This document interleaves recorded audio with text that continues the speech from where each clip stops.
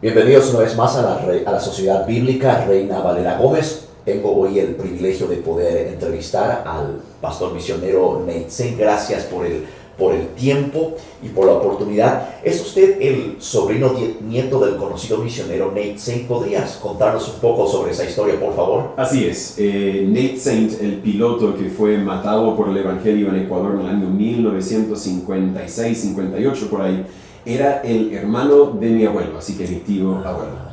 ¿Es usted actualmente pastor misionero en Chile? Cuéntanos un poco sobre su ministerio. Sí, pensando en mi tío abuelo, pensé por años quizás que en Ecuador, pero no, Dios me llamó a Chile cuando yo tenía 18 años. De hecho, yo estaba en Chile para un semestre de estudio y ahí fue cuando Dios me llamó al ministerio.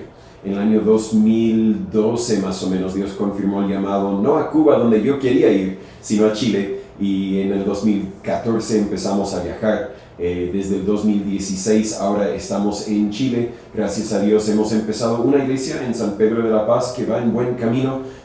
Ahora que vamos a viajar a los Estados Unidos, lo vamos a dejar con un pastor chileno ahí y tengo mucha confianza, mucho optimismo en la dirección de esa iglesia.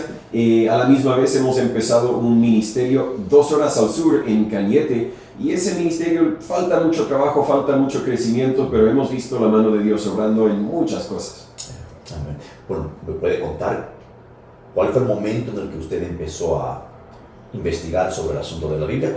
Como inglés hablante, usted ya conocía de la Biblia King James. ¿Cómo empezó a conocer del asunto de la Biblia? Buena pregunta. Cuando tenía 8 años, hasta los 14 años, yo vivía en México con mi familia, trabajando con un pastor mexicano en un ministerio ahí. Si bien recuerdo, ocupaba la 1909, pero yo tenía poco conocimiento de traducciones, solo sabía que existía la 1909 y la 1960. Esto es el año 1998. Estamos hablando mucho antes de que la RBG llegó al escenario, podríamos decir. En el año 2000, después de que salimos de México con los ministerios con que trabajaba en los Estados Unidos, 1960.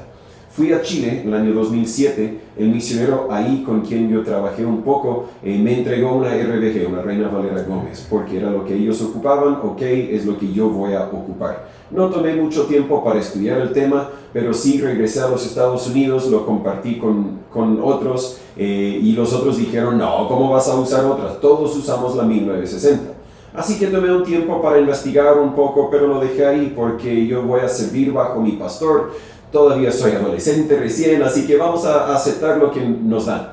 Pero llega el momento, y creo que para mí fue más o menos el año 2010, cuando yo quise formar mis propias convicciones.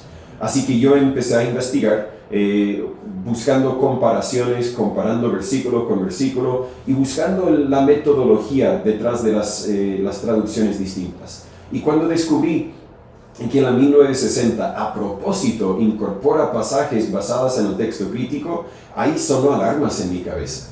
Y cuando vi diferencias en las traducciones, que una traducción diga otra cosa que otra traducción no es gran cosa. Así que ahí fui al texto base y claro, pude ver que estas diferencias no son tanto producto de distintas formas de traducir, sino son producto de distintos textos base. Y eso para mí fue un gran problema. Porque Dios preservó su palabra y yo quiero una traducción de ese texto preservado. Así que por ahí del 2011, 2012 yo dije, esta es la Biblia para mí, la Reina Valera Gómez, porque es traducida de los textos preservados. ¿Cuál fue el trato que usted recibió? ¿Causó algún tipo de conflictos el que usted tome esa postura versus aquellos misioneros o pastores que no lo hacen en Chile? Claro, llegando a Chile es otro tema. Estando en los Estados Unidos yo no tenía un ministerio todavía, así que cuando trabajaba con otro ministerio acepto la Biblia que ellos ocupan, con cuidado para no leer pasajes que están traducidas erróneamente. Llego a Chile y empiezo mi ministerio, muchos no me conocen, yo no vivo para ser conocido, yo vivo para servir al Señor. Amén. Pero cada vez que surge la pregunta, cada vez que surge el tema de la Biblia que ocupan, claro, la respuesta que recibo es negativa. Hay pastores que viven cerca de nosotros, con quien no hemos podido tener una cercanía precisamente por el tema de la Biblia. He tenido personas que visitan a nuestra iglesia, considerando a nuestra iglesia como miembros, y chocan en ese tema. Y le he hablado con una familia en particular, le expliqué por qué ocupamos la Reina Valera Gómez, y él dijo, bueno, yo no sé mucho de eso, pero déjame investigarlo. Me llamó 2 semanas después para decir que lo había investigado y que no iban a ser miembros de nuestra iglesia. Lamentablemente, mucha de la investigación es llamar a los pastores conocidos. Y si todos llamamos a los pastores conocidos, todos vamos a andar en lo mismo. Nunca vamos a llegar al entendimiento de que quizás lo hemos hecho mal por muchos años. Entiendo. Bueno, pastor, muchísimas gracias por su tiempo, por esta oportunidad, y de esta manera terminamos nuestra entrevista aquí en la Sociedad Bíblica Reina Valera Gómez.